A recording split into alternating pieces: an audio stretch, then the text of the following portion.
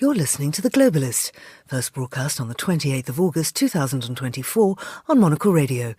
The Globalist, in association with UBS.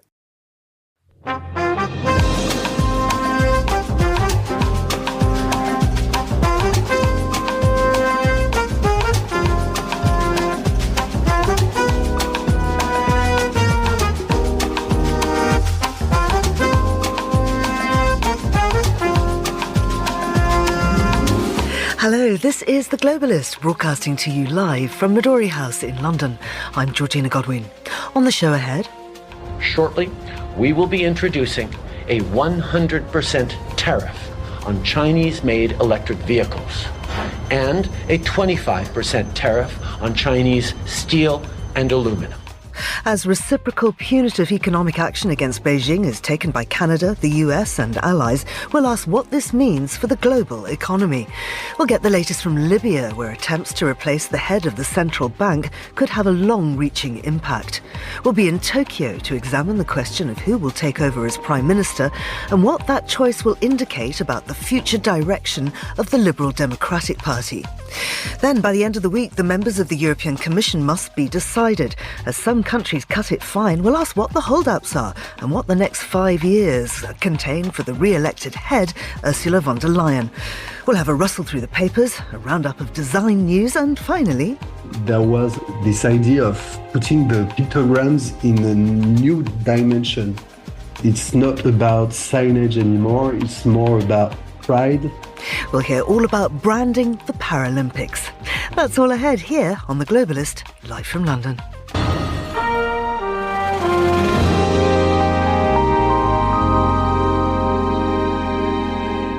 First, a look at what else is happening in the news. A revised federal indictment against Donald Trump has been issued, accusing him of illegally trying to overturn his 2020 election loss, with prosecutors narrowing their approach after a US Supreme Court ruling that former presidents have broad immunity from criminal prosecution. Ukraine's Volodymyr Zelensky said yesterday that the war with Russia would eventually end in dialogue, but that Kyiv had to be in a strong position and that he would present a plan to the US. And Japan is braced for Typhoon Shanshan, with heavy rain and strong winds forecast, forcing airlines and railways to cancel some services over the coming days. Do stay tuned to Monocle Radio throughout the day for more on those stories. But first, US National Security Advisor Jake Sullivan stopped off in Canada on his way to Beijing, where he's holding talks with Chinese Foreign Minister Wang Yi. Sullivan's successful mission in Ottawa was to persuade Prime Minister Justin Trudeau to follow the US in imposing tariffs on China. This is the latest example of the US and its allies taking actions to counter what they say are unfair economic practices by Beijing. So I'm joined now by Peter Segal, who's news editor at Automotive News Europe. Peter, many thanks for coming on. And I wonder if you can just help us understand this EV market a little more. I mean, a lot of this row does centre around that. Washington and its allies are concerned that China's poised to flood global markets with EVs, given its dominant position. Could you tell us about the Chinese EV industry? Sure. Good morning. So a little bit of quick context.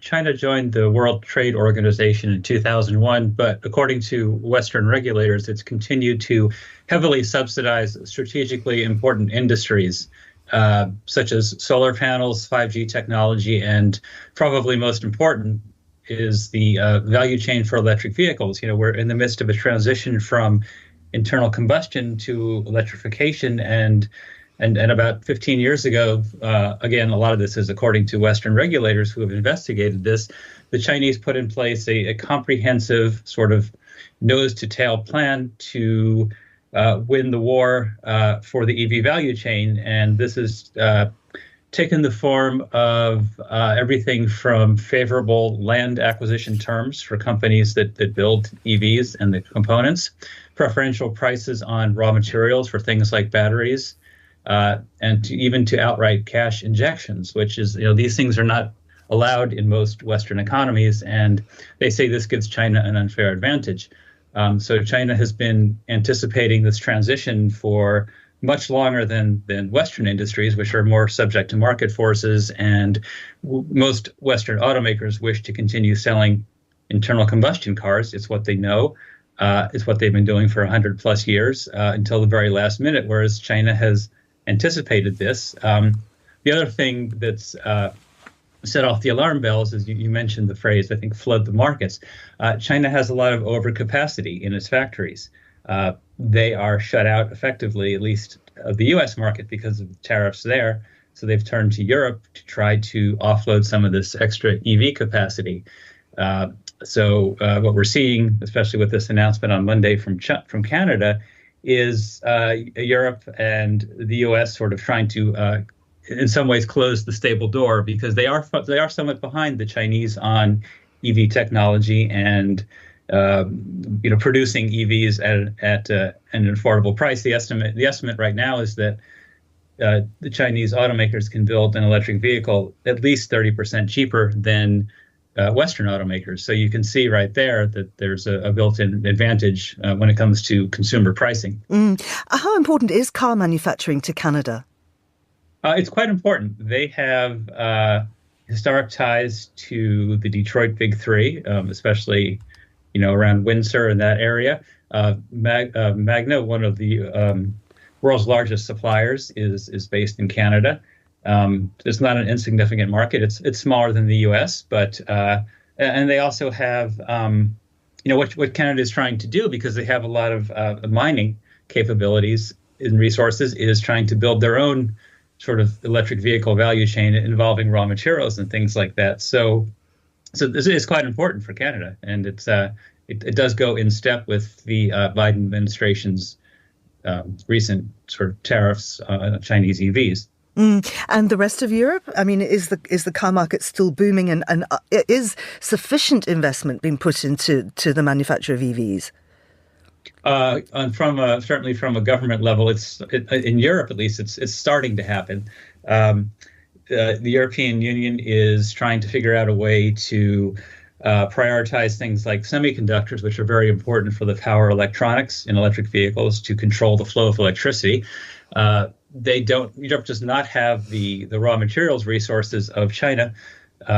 They're also trying to build more gigafactories or battery cell plants in Europe, and they're way behind China in that. The largest supplier of EV batteries is CATL, which is a Chinese company, and most European automakers at this point get their EV batteries either from China or from other big Asian companies like LG, which is Korean-based. So. Peter, I was recently in Australia and I saw acre upon acre of brand new EVs from China. Now, as we know, Australia has no domestic car manufacturing industry of its own at all. What is Canberra's attitude to Chinese EV imports, and does that put a spanner in the works when it comes to a united front by Western nations against China? Well, to be honest, I'm not completely sure about Australia, but it's certainly a market that the Chinese are looking to. It's probably akin to what we're seeing in Europe right now, where the UK and Switzerland, which are actually both pretty major electric vehicle markets because they have wealthy buyers, are for now sort of standing by and not joining the EU's tariff sort of rush to slap tariffs on EVs, but the Australian market is quite important. In fact, I just spoke to people from Smart, which is a company that's a joint venture between Geely and Mercedes, and they are launching their new car today, in fact, in Byron Bay, because they see it as a key market for that car. So this is a global launch, but it's in Australia. So that market, I think, is something I don't know the exact attitude of Canberra towards Chinese EVs, but certainly China is a key investor in a lot of Australian infrastructure, and that makes a difference. Well, I'd like to bring in Jonathan Cheng now. He's the Wall Street Journal's China Bureau Chief. Jonathan, welcome to the show. I wonder if you could tell us a little bit more broadly about what China's unfair economic practices, in the words of its rivals, actually are. Yeah, well, I mean, I'll zoom out a little bit from just the autos because there are a lot of other sectors that people are concerned about. But, China, like many countries, including many Western countries, including the U.S. now, they have long supported their industries, and that takes the form of subsidies, tax breaks, cheap land, access to favorable policies. And, it's very hard to calculate just how much this is worth because so much of it is abstract and hard to put a price tag on. But you have seen a lot of pretty eye-popping numbers. And I think the bottom line is that many people who try to put a figure on this will come to the conclusion that China does support its industries to a degree that goes far beyond what even the U.S. with the Inflation Reduction Act and other countries do. With the situation around semiconductor sales, we know that the U.S. and the allies have put limits on that. How's China responded? Well, the Chinese government has responded by complaining about it. They say that it's unfair. They've compared it to a race where, one of the athletes is not permitted really to run as quickly as they could run otherwise. The U.S. would say it's not that we're trying to hold back your industry. It's just that many of these advanced chips are getting into military hardware that could be used against us. So we want to restrict that.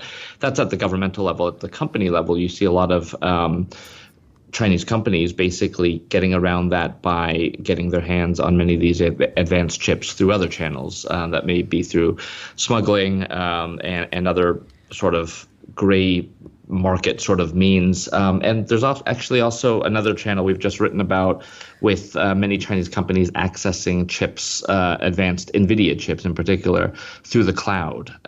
Just like you might access anything through the cloud these days, you can access computing power as well. And in a sort of return volley, if you like, China's imposed export curbs on chip-making metals.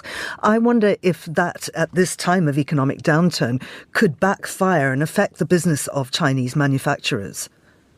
Yeah, no, I mean, it could. We obviously would, we've seen what a trade war looks like involving China not too long ago. And, the playbook, I think, is going to be quite similar.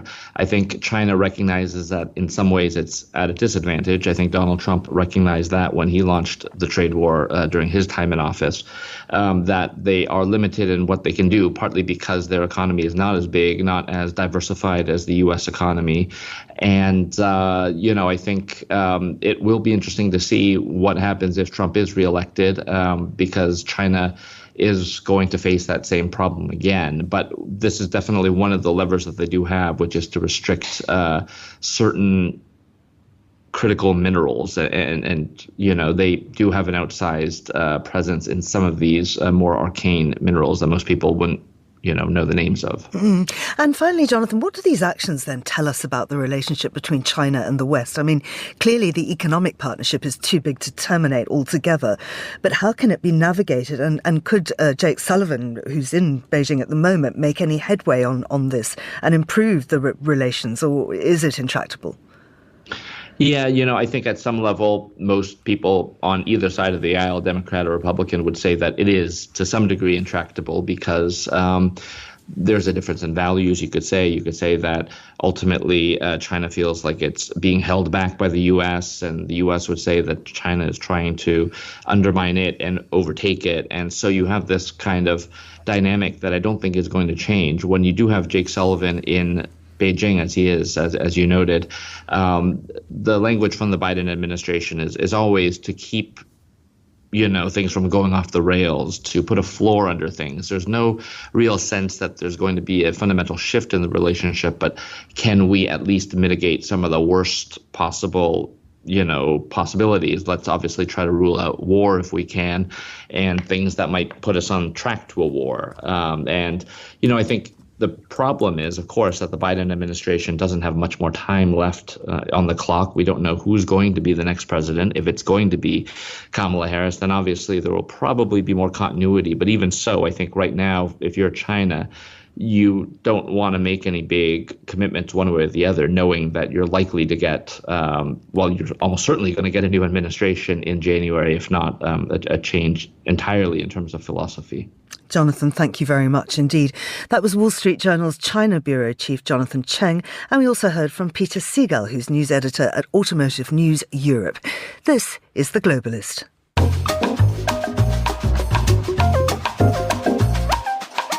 More than a decade after the 2011 NATO-backed overthrow of longtime ruler Muammar Gaddafi, Libya is still mired in conflict and civil war with two rival governments. Though only one, the Government of National Unity, based in the capital Tripoli in western Libya, is internationally recognised. The eastern government in Benghazi, run by military leader Khalifa Haftar, lacks international legitimacy and controls most of Libya's oil fields. The one institution that maintains its independence from the rival governments and is the only internationally recognised depository for Libyan oil revenues is the central bank. But now that too has become embroiled in the internecine war. Well, I'm joined now by Libya specialist and Monocle's North Africa correspondent, Mary Fitzgerald.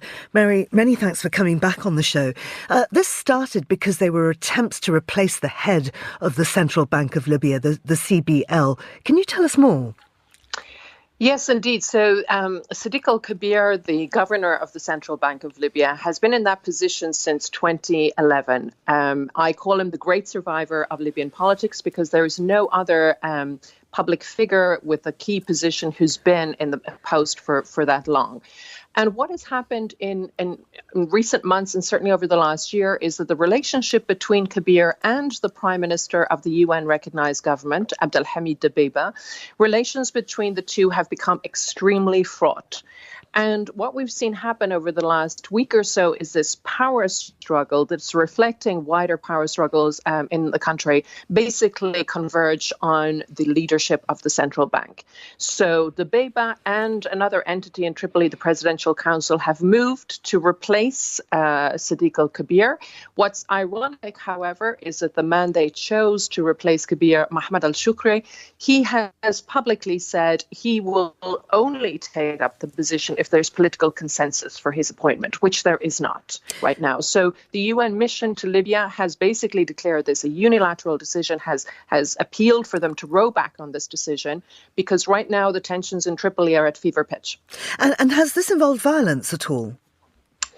Well, not so much. There's been a lot of mobilization of the different armed groups, the militias in Tripoli. What we saw just a few days ago, Sadiq al-Kabir had already left Libya at this point, but we saw basically people break into the central bank headquarters in Tripoli. We saw armed men in military fatigues walking around inside the central bank. This was apparently an attempt to actually force themselves into the central bank, that is, the people aligned with Dbeibeh. However, controlling physically the central bank headquarters does not mean that you have control over the systems, of course. So the codes in relation to Libya's banking system remain with Sadiq al-Kabir. They have appointed his deputy as to basically act in the meantime, but really the UN is pushing very, very hard for people to row back from the events of the last 2 days. And what's Khalifa's administration threatened? Well, so Haftar, and this is a sign of how Libya's alliances are ever shifting, Haftar and his allies have spent years trying to of Sadiq Kabir and replace him at the central bank. However, over the last year, the relationship between Kabir and those circles in the east have improved. So they've actually been working together in recent months. So Kabir, Haftar rather, is basically very angry over what's been happening in Tripoli, and he and his circle have threatened to completely cut off oil production in eastern Libya, which is, Haftar's forces already closed Libya's biggest oil field in southwest Libya a couple of weeks ago. They're threatening to cut off production in the east, which would basically shut off Libya's entire production. And of course, that's causing global worries. We're already seeing that having an impact on oil prices because Libya normally produces over 1 million barrels of oil per day. And so high stakes, a lot of brinkmanship going on, and really, the UN in the middle of it appealing to people to pull back. Yeah, absolutely. I mean, could this threaten the fragile UN peace deal? For sure. Libya has had a fragile ceasefire since October 2020 that followed 6 years of civil conflict between the rival forces. So this is the closest Libya has come since 2020 to a moment where, the tensions are escalating, the stakes are very high, and there's really a sense that if one false move from one faction could tip the country back into a national armed conflict. Mary, how do you see this being resolved, if at all? Well, for now, the UN has called this emergency meeting. It is hoping that basically it will be possible to pull the key players back from the brink of this situation. What's been interesting is to see how the different internationals have lined up in recent weeks on this. Washington has come out through its a special envoy to Libya in support, it would appear, of Sadiq al-Kabir. It will be interesting to see if that remains to their position. But, there's quite an international mix in Libya. The Russians are in eastern Libya. They're there supporting Khalifa Haftar. Back to the UN, there is a sense that, okay, there may be room for maneuver here in terms of pushing key players to pull back from the brink. But if not, then there's always the question of tools that internationals can use to perhaps force that situation. Because this is, as I said, the most serious moment Libya finds itself in since 2020. So it will be interesting to see what kind of diplomatic tools are implemented to try and pull the country back from the brink. Mary Fitzgerald, thank you very much indeed. Still to come on the programme. Despite the momentous things we have done and overcome, Europe now faces a clear choice. A choice which will shape our work for the next 5 years, but it will also define our place in the world for the next 50. Ursula von der Leyen there. This is The Globalist. UBS has over 900 investment analysts from over 100 different countries. Over 900 of the sharpest minds and freshest thinkers in the world of finance today. To find out how we could help you, contact us at ubs.com.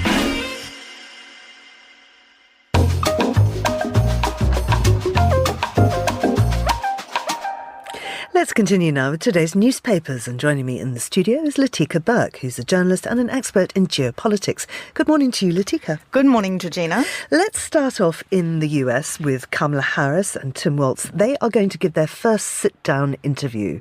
Tell us more. This is a piece in The Guardian. Yes, this is the moment we've kind of all been waiting for since, I guess, the convention, but perhaps even earlier, since Kamala Harris was named as the replacement for Joe Biden to contest the Democratic nominee to be the Democratic nominee for this November's presidential, because she's had a very glorious and rapturous start by anyone's book.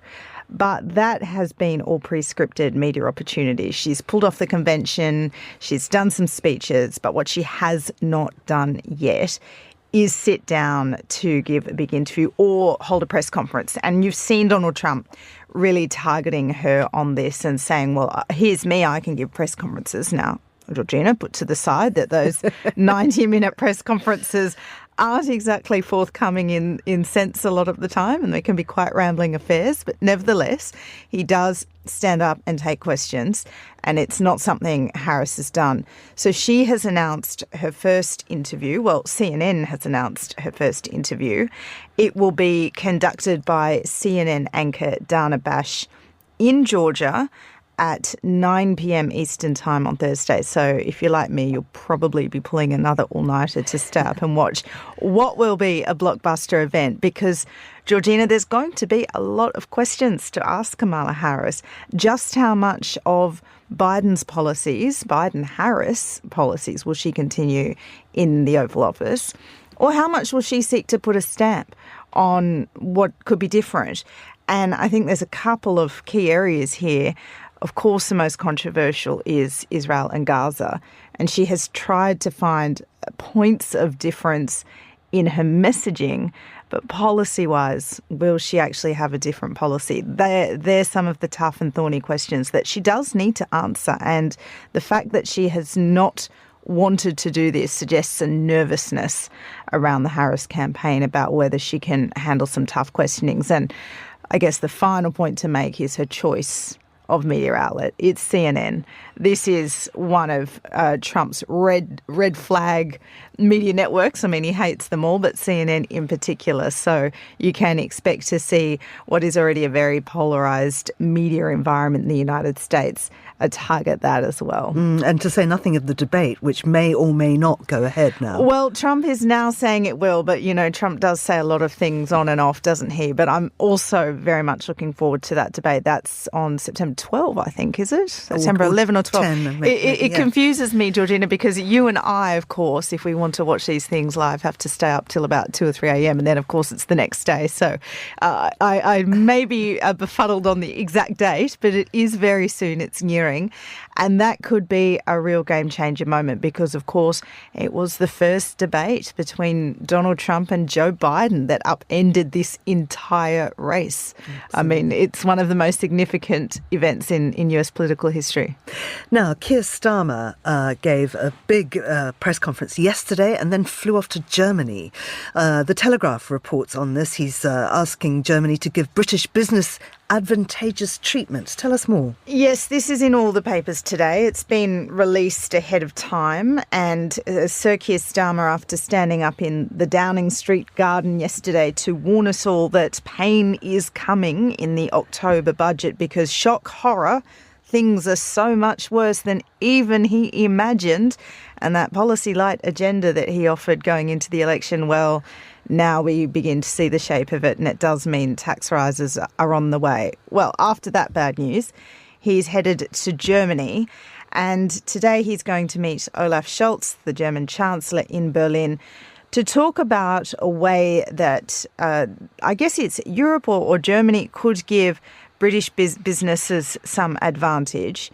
Then he will head off to see Emmanuel Macron and essentially ask the same. So this is not entirely new. We know that Labor does want closer business ties. They would like closer mobility ties if it could get past the public and the press. And they also, of course, want to cooperate on security, on defence, and migration, because that's proving a real thorn in the side of this new government already. The question really now is, Georgina, it's twofold. One, what kind of reception is he going to get from these EU leaders? Olaf Scholz, of course, is an SDP leader. He's in the tent philosophically alongside Keir. Emmanuel Macron and Keir Starmer have forged a good relationship. So we can bank on the two of them having a friendly repertoire. What we can't guarantee, though, is their influence inside Europe, because we have Macron heavily weakened. He can't even form government. We also have Olaf Scholz, who's really, really on the outer in Europe. You know, there is not a lot of time for Olaf Scholz amongst fellow European leaders. So really, I do think a lot of these messages would be better off taken to Brussels rather than Berlin and Paris. So I think it's a very interesting time for Labor to have come in and seeking a renewed relationship with what were traditionally 12-15 months ago the strongest leaders in Europe, and now maybe the weakest. Yeah. Well, talking about going from weak to strong, we are back to Donald Trump, who really is increasingly rambling. I mean, a lot of people saying possibly seriously unwell. He has now been, as we've been reporting in our headlines, hit with an updated criminal indictment. This is about his 2020 election case.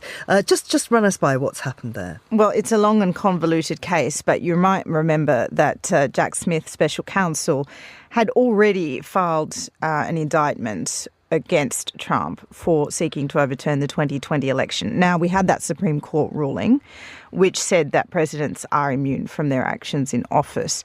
So what has happened is Smith has come back with a superseding indictment that he hopes, it's much more refined, it's much more targeted, that he hopes will be able to prosecute against Trump still within the confines of that Supreme Court ruling. So will this get up before the election? Very, very unlikely. I mean, we're 70 days or so from the US election. So if Trump were to win, this is something surely that he would just simply nullify once he was in office. If he doesn't win, then it might go ahead. But the question is whether this then does, I don't know, garner him more sympathy, because heading into this, he was getting a lot of sympathy and raising a lot of money on the back of these court cases, alleging, of course, that he was the victim of a political witch hunt, that the Biden administration was out to get him because they were trying to stop him by any measure because they were so frightened he would win at the ballot box. He would obviously resurrect these sorts of arguments. Against Harris, as you rightly say, he has really struggled to find his own footing. He's not as confident in his attacks as he was. And many of those attacks aren't actually landing against Harris the way they might have against Joe Biden. So he is on the back foot in a way he wasn't the last time around he was dealing with this case. What remains to be seen is the effect it has on not just the MAGA base, but perhaps those who might have considered him before this was a Harris-Trump race. Absolutely. Finally, people are jetting off still, some people taking a late summer break, and the boss of Ryanair, not ever one to be a shrinking violet, wants to stop them drinking at the airport. Yeah, this is really interesting because the only Ryanair flight I've ever taken in my life, Georgina, everybody was absolutely hammered. And I thought, never, ever again am I getting on a Ryanair flight. And some would say you can only get on a Ryanair flight hammered. Correct. It's the only way to deal with it. Correct. There may be a correlation. But to the serious point, Michael O'Leary, he wants all passengers boarding Ryanair flights to be limited to 2 drinks, not on board, Georgina, at the airport, because he says that it's very, very difficult for cabin crew to detect whether someone's hammered or not when they are shuffling past and getting on the plane. In fact, there's a great quote here. He says, as long as they can stand up and shuffle, they will get through. That's when the plane takes off. We see the misbehaviour, and we don't want to begrudge people having a drink, but we don't allow people to drink drive yet. We keep putting them up in an aircraft at 33,000 feet. He does have a point.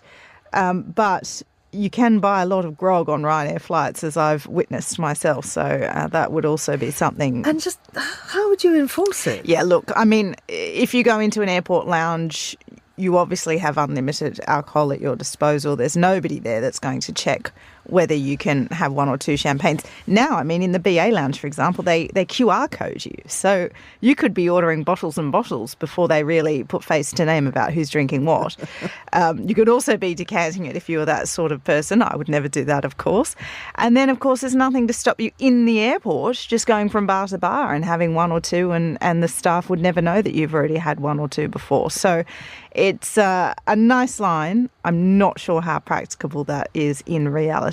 Absolutely. Latika, thank you very much indeed. That's Latika Burke there. Now, here's what else we're keeping an eye on today. A revised federal indictment against Donald Trump has been issued, accusing him of illegally trying to overturn his 2020 election loss, with prosecutors narrowing their approach after a US Supreme Court ruling that former presidents have broad immunity from criminal prosecution. The new indictment lays out the same 4 charges, but this one focuses on Trump's role as a political candidate seeking re-election. Ukraine's Volodymyr Zelensky said yesterday that the war with Russia would eventually end in dialogue, but that Kyiv had to be in a strong position and that he would present a plan to US President Joe Biden and his 2 potential successors. The Ukrainian leader, addressing a news conference, said Kyiv's 3-week-old incursion into Russia's Kursk region was part of that plan, but that it also comprised other steps on the economic and diplomatic fronts. And Japan is braced for Typhoon Shanshan with heavy rain and strong winds forecast, forcing airlines and railways to cancel some services over the coming days. The typhoon is expected to approach Japan's central and eastern regions, which includes the capital Tokyo, around the weekend. This is The Globalist. Stay tuned.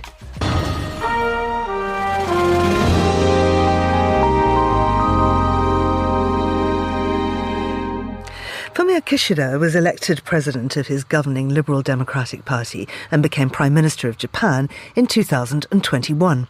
His 3-year term expires in September, and he announced on the 14th of August he would not be standing again. But who will? Well, that will depend on whoever wins the party vote, because the LDP controls both houses of Parliament. LDP executives are set to decide next week on a date for the party election, expected sometime between September the 20th and the 29th.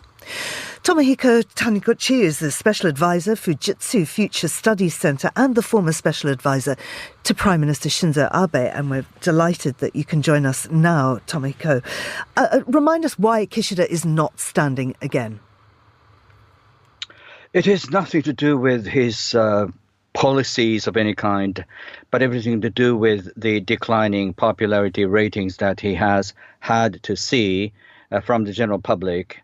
And the next key issue is that in the coming year, both houses, lower and upper house, will face elections, and backbenchers and rank and file members of the LDP are now saying that they can't stand for elections behind this unpopular leader. And that's the most important motivation or key factor that's led Fumio Kishida to step down as Prime Minister and the leader of the ruling party.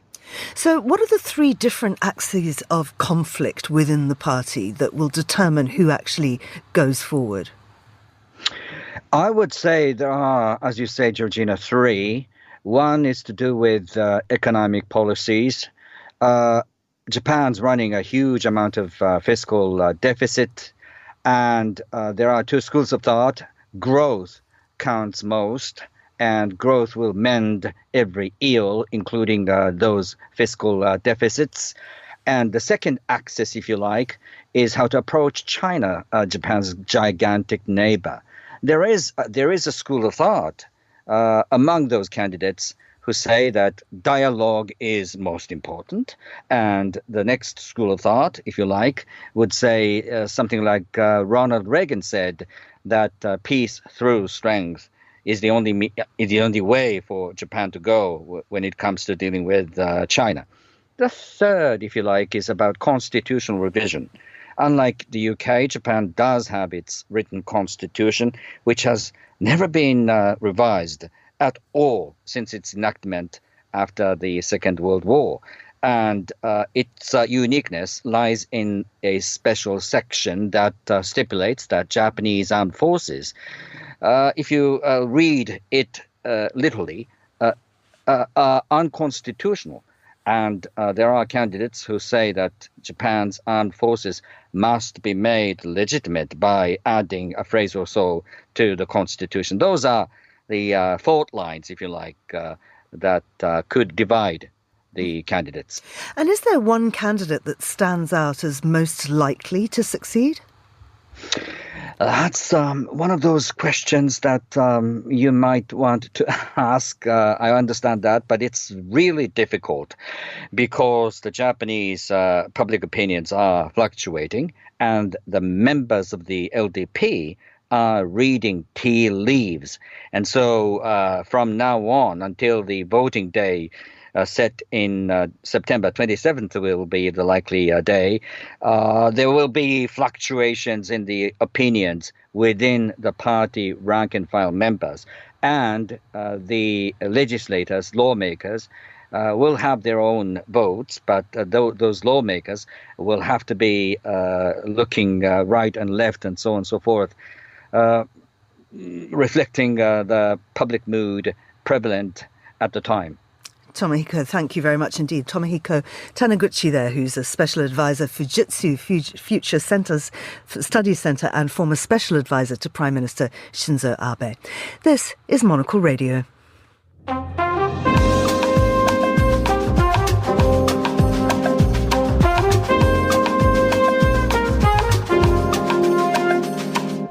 It's 7:38 in London, 8:38 in Brussels.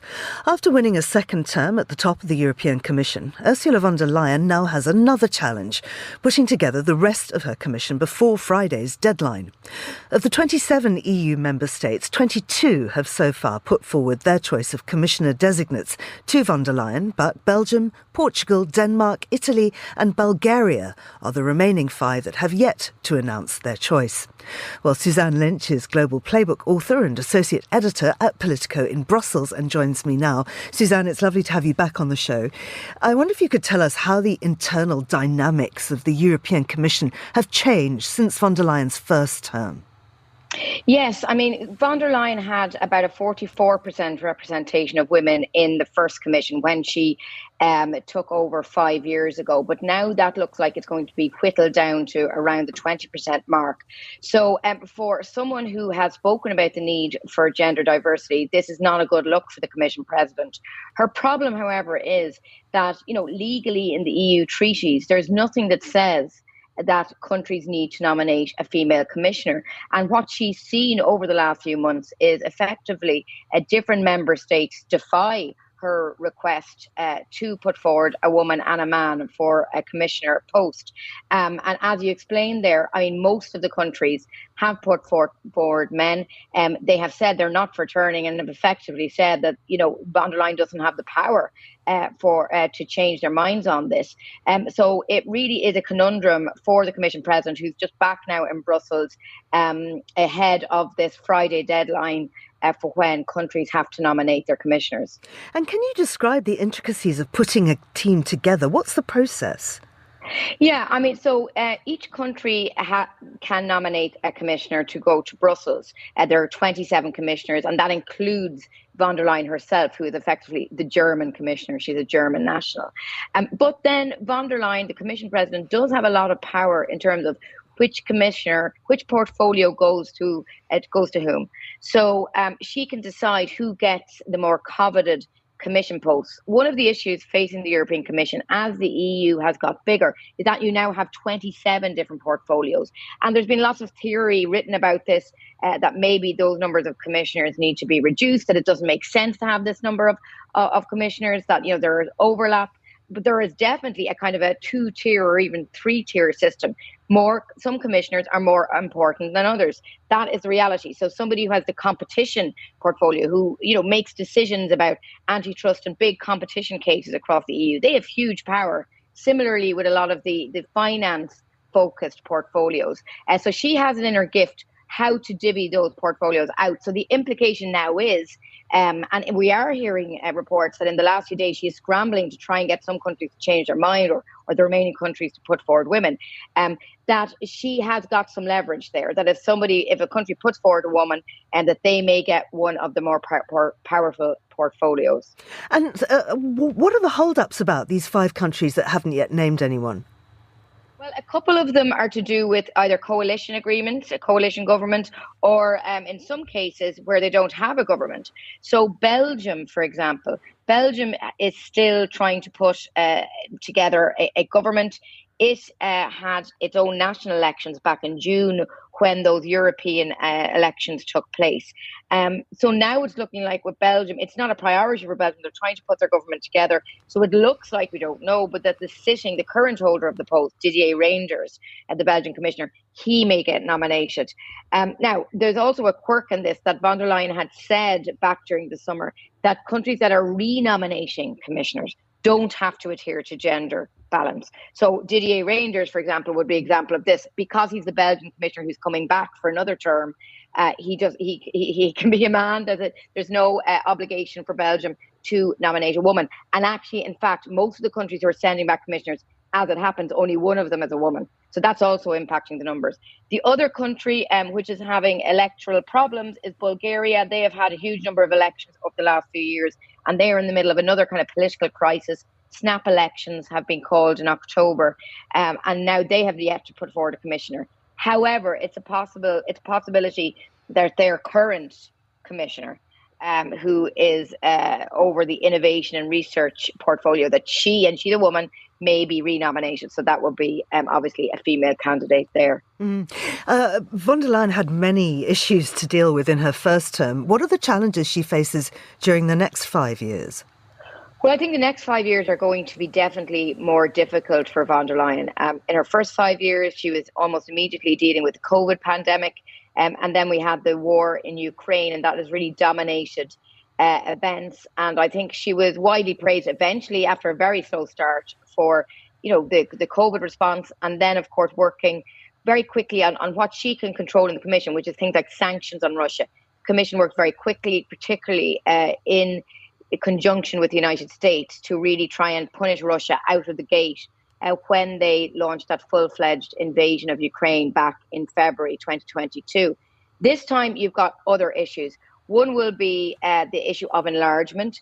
The EU has in principle agreed to enlarge and admit countries like Ukraine, but that is not going to be an easy task by any means. Politically, it's difficult trying to convince the citizens of Europe that the EU's future lies beyond its current borders. We've also going to be seeing a big debate starting about the EU's long-term budget. That's a 7-year budget that's renegotiated every 7 years. Those talks are going to start, and that is notoriously complex. Every country gets involved with that, and you've got big debates like, is there too much spending going to agriculture or on cohesion funds? They're the funds that are given to poorer EU member states to bring them up to a more average level economically with the other member states. So these are going to be some of the issues that are going to face her in the next term, and none of those are easy questions to answer. Suzanne, thank you very much indeed. Suzanne Lynch of Politico in Brussels there. And this is The Globalist on Monocle Radio. UBS is a global financial services firm with over 150 years of heritage. Built on the unique dedication of our people, we bring fresh thinking and perspective to our work. We know that it takes a marriage of intelligence and heart to create lasting value for our clients. It's about having the right ideas, of course, but also about having one of the most accomplished systems and an unrivaled network of global experts. That's why at UBS, we pride ourselves on thinking smarter to make a real difference. Tune in to The Bulletin with UBS every week for the latest insights and opinions from UBS all around the world.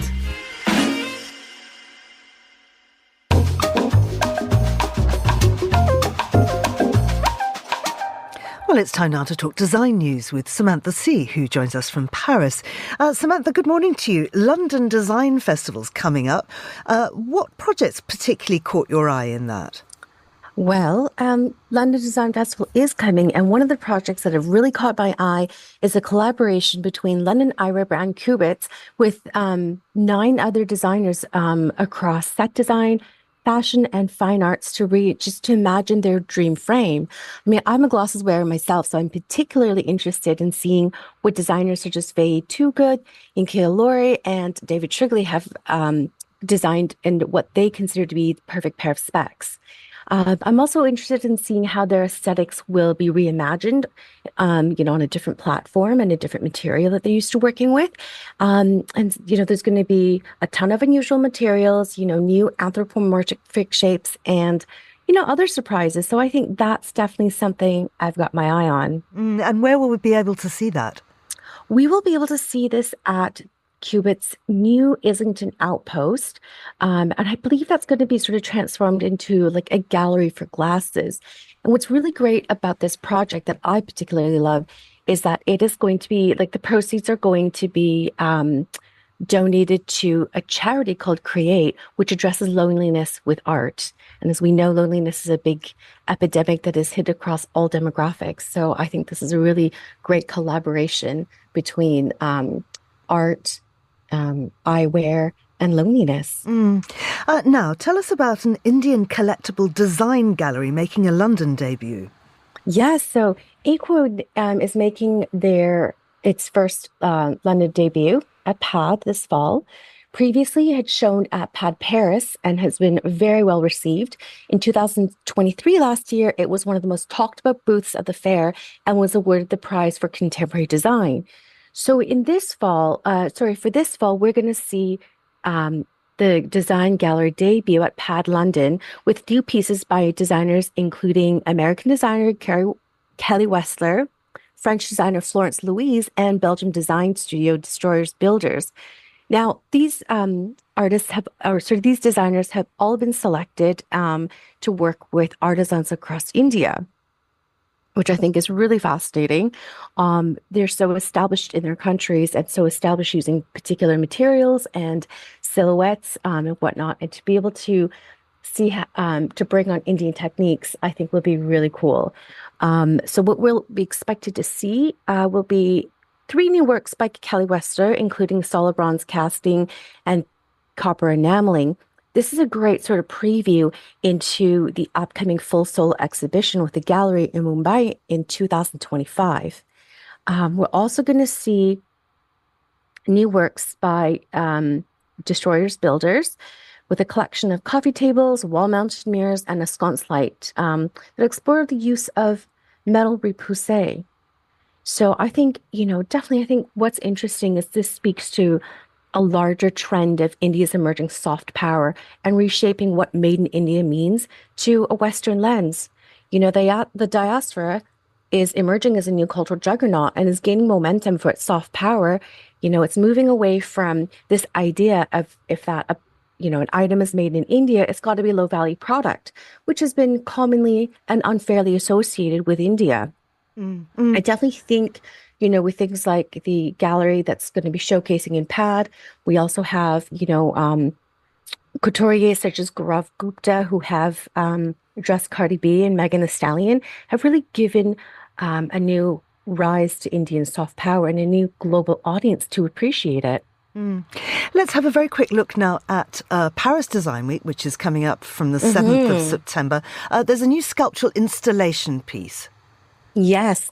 So Paris Design Week is equally exciting coming up this fall. What I have really thought was interesting in all the things I've seen right now.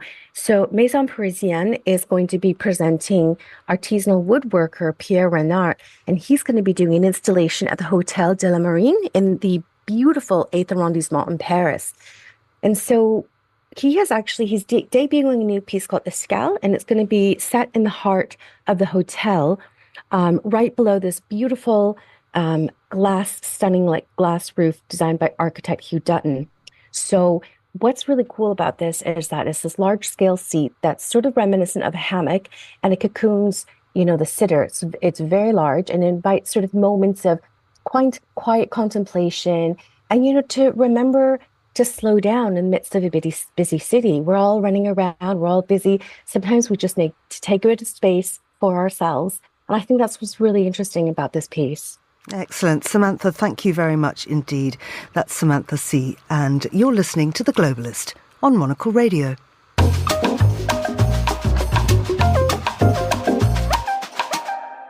The Paralympic Games begin in Paris today.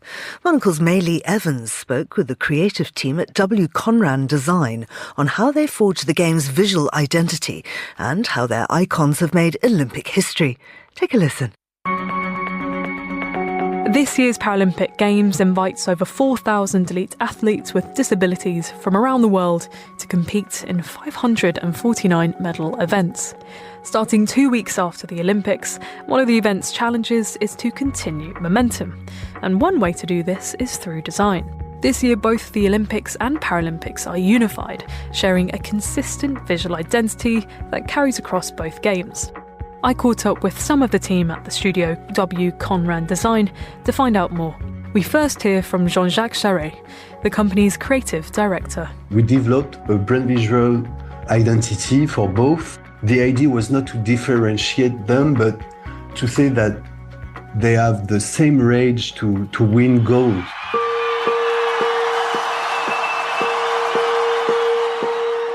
A central part to W. Conran's branding is their take on pictograms. These are the icons used to represent a sport graphically, a universal language of sorts, implemented during the Games on signage as a means for tourists to find their way to respective arenas and venues. Pictograms arrived at the Tokyo Games of 1964 and have become a staple of the Olympics. But this year, the Paris 2024 committee called for something a little different. There was a big challenge around pictograms to unify Olympics and Paralympics, so it was very challenging for us. There was this idea of putting the pictograms in a new dimension. It's not about signage anymore, it's more about pride. Rather than pictograms that focus on the body, and often the male one at that, these icons take their cue from heraldry, focusing on the apparatus involved with each sport. The design team created a coat of arms for each event, as Chloe Thomas, branding deputy general manager at W. Conran Design, explains. It's the first time. It's like gender neutral, because if you have a look at the design of previous pictogram, it's more masculine. So right now we are just gender neutral and we put sport at the heart of everything. And it's many of these designs that are carried straight across from the Olympics right through to their Paralympic sibling. We started the work with this philosophy. How can we wear our own pictograms to say that we are proud of sports? That's why we decided to create those which are very linked to the sports assets and not about the differences of ability or disability. It was more iconic of the passion of sports.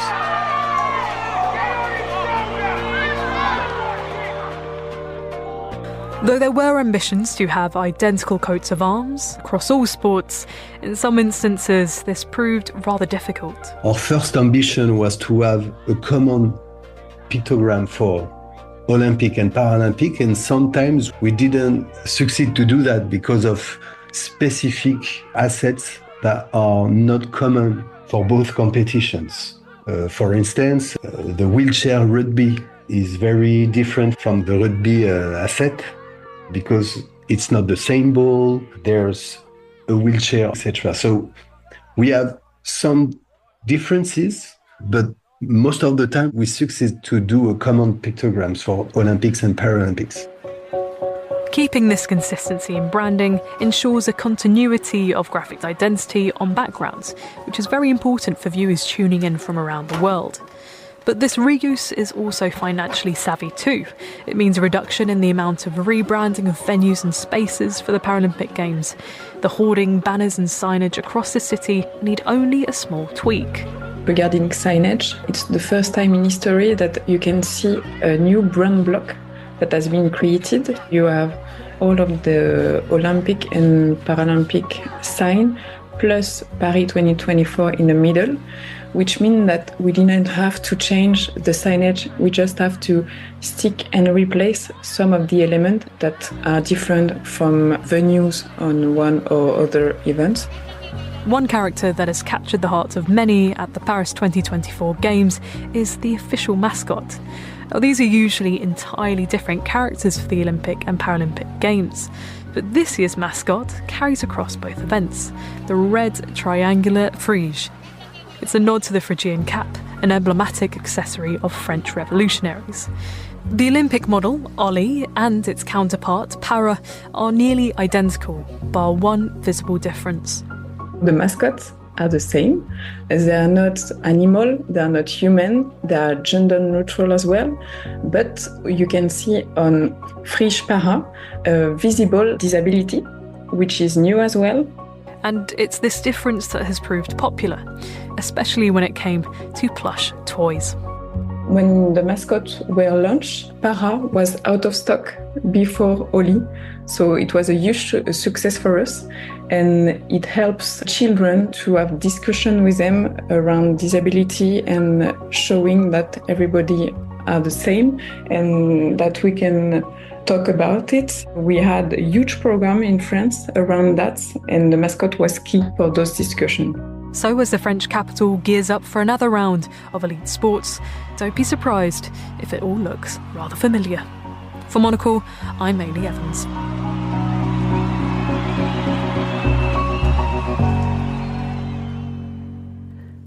Thank you, Mei Lee. And that's all for today's programme. Thanks also to our producers, Vincent McAviney, Chris Chermak and Anita Riotta, our researcher, Sana Jamani, and our studio manager, Flynn Simons, with editing assistance from Mei Lee Evans. After the headlines, there's more music on the way. The briefing is live at midday in London, and the Globalist will return at the same time tomorrow. And if you'd like to download a podcast, the latest edition of Meet the Writers is now available. The Pulitzer Prize-winning book, A Day in the Life of Abed Salama, is essential reading for anyone who wants to understand life in the occupied West Bank. Nathan Thrall is the hugely articulate and empathic guest, and I urge anyone interested in that current conflict to listen to that conversation. I'm Georgina Godwin. Thanks for being with us.